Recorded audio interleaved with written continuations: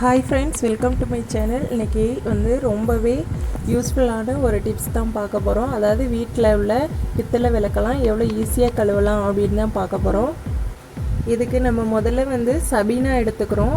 அதாவது விளக்கெல்லாம் விளக்குறதுக்கு சபீனா தேய்ச்சி விளக்கணும் அப்படின்னா நல்லா பளிச்சுன்னு இருக்கும்.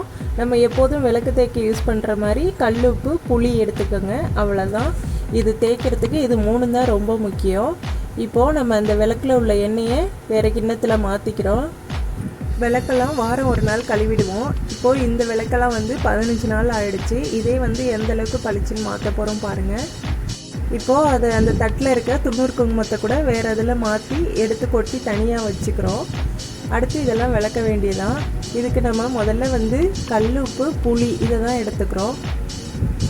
இந்த மெத்தடில் தான் எங்கள் அம்மா கழுவுவாங்க. அதே தான் நானும் ஃபாலோ பண்ணிகிட்ருக்கேன். இதுதான் எனக்கும் ஒரு திருப்தியாக இருக்கும். கழுவி எடுத்த மாதிரி நல்ல பளிச்சுன்னு தெரியும். இப்போது இதில் நம்ம சும்மா தண்ணி தெளிச்சுக்கிறோம், அவ்வளோதான். இதில் என்ன பண்ணணும் அப்படின்னா, அந்த புளியெல்லாம் கொஞ்சம் கொஞ்சம் எல்லாத்துலேயும் போட்டுகிட்டே வாங்க. அதே மாதிரி கல்லுப்பும் எல்லாத்துலேயும் கொஞ்சம் கொஞ்சம், இல்லை தனியாக நீங்கள் கரைச்சிட்டு கூட எல்லாத்துலேயும் கொஞ்சம் கொஞ்சம் ஊற்றி வைக்கலாம். ஊற்றி வச்சுட்டு ஒரு அரை மணி நேரம் அப்படியே விட்டுருங்க, ஊறட்டும். இப்போது அந்த கல்லுப்பு புளி எல்லாமே அதில் அரை மணி நேரம் ஊறிட்டு இருக்கணும்.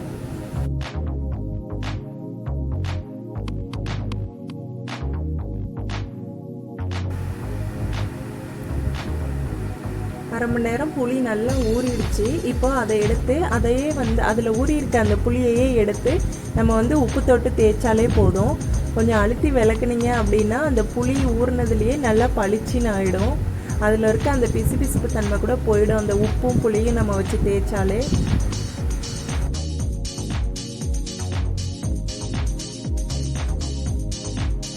செம்பு பித்தளை இதெல்லாம் நம்ம அடிக்கடி கழுவிட்டே இருக்கிற மாதிரி தான் இருக்கும். ஏன்னா நம்ம இந்த விளக்கு எண்ணெய் ஏற்றுறது, இந்த செம்பு பாத்திரம்லாம் தண்ணி வைக்கிறோம் அப்படின்னாலும் எல்லாமே கலர் மாறிடும் சீக்கிரமே. நம்ம அடிக்கடி இதை கழுவுற மாதிரி தான் இருக்கும். அதாவது பித்தளை பாத்திரம்லாம் விளக்க கண்டிப்பாக புளி உப்பு தான் யூஸ் பண்ணணும். இதே செம்பு பாத்திரம்லாம் யூஸ் பண்ணுறோம் அப்படின்னா அதுக்கு புளி இல்லாமல் லெமன் யூஸ் பண்ணோம் அப்படின்னா அது இன்னும் நல்லா பளிச்சுன்னு இருக்கும். அது மாதிரி ஒரு சிலது விளக்குறதுக்கு இது மாதிரி தான் யூஸ் பண்ணணும்னு இருக்குது. நம்ம இந்த புளி உப்பு தேய்ச்சாலே இந்த பித்தளை பாத்திரம்லாம் நல்லா பளிச்சுன்னு ஆகிடும். இப்போது நம்ம இதை நல்லா தேய்ச்சிட்டு திரும்ப சோப்பு எதுவும் போட்டு விளக்காமல் சபீனா போட்டு தேய்ச்சோம் அப்படின்னா அதுலேயே நல்லா பளிச்சுன்னு ஆகிடும். இப்போது அந்த புளி தேய்ச்சதுக்கப்புறம் சபீனா தொட்டு தேய்க்கிறோம் பாருங்கள். அந்த வெள்ளை கொடுக்கும், நல்ல ஒரு கலர் மாறுறது தெரியும். அந்த பிசுப்பெல்லாம் போயிடும்.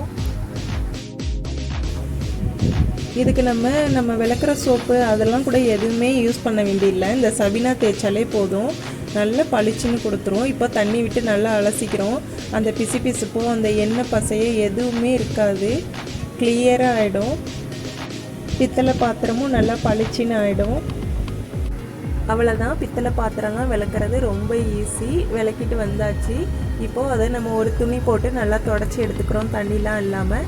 அடுத்து நம்ம எப்போதும் செய்கிற மாதிரி விளக்கெல்லாம் அலங்கரிக்க வேண்டியதான். மஞ்சள் குங்குமம் வச்சு அதை அலங்கரிச்சிக்க வேண்டியதான். ரொம்பவே ஈஸியான மெத்தட். இவ்வளோ தான். நம்ம பித்தளை பாத்திரம் ரொம்ப ஈஸியாக விளக்கிடலாம். அதாவது புளியும் உப்புலையும் ஊறுனுச்சுனாலே நம்ம தேய்க்கிறதுக்கு ஈஸியாக இருக்கும். இதை தான் எங்கள் அம்மாவோட அம்மாவும் இதே மாதிரி தான் பித்தளை பாத்திரம்லாம் விளக்கி எடுப்பாங்க. அதை தான் எங்கள் அம்மாவும் செஞ்சாங்க. இப்போ அதே தான் நானும் ஃபாலோ பண்ணுறேன். உண்மையாகவே விளக்குறதெல்லாம் ஈஸி, ரொம்ப பளிச்சுன்னு ஆகிடும். உங்கள்கிட்ட ஷேர் பண்ணணும்னு நினச்சேன். இந்த வீடியோ பிடிச்சது அப்படின்னா நீங்களும் இதே மாதிரி ட்ரை பண்ணுங்கள். ட்ரை பண்ணிவிட்டு எப்படி இருக்குன்னு லைக் பண்ணுங்கள், கமெண்ட் பண்ணுங்கள், ஷேர் பண்ணுங்கள். அப்படியே கீழே இருக்க சிவப்பு கலர் சப்ஸ்கிரைப் பட்டனும் அப்படியே பெல் பட்டனையும் அழுத்திக்கோங்க. அப்போ தான் நான் போடுற ஒவ்வொரு வீடியோ உங்களுக்கு உடனுக்குடனே நோட்டிஃபிகேஷனில் வரும். Okay, thank you.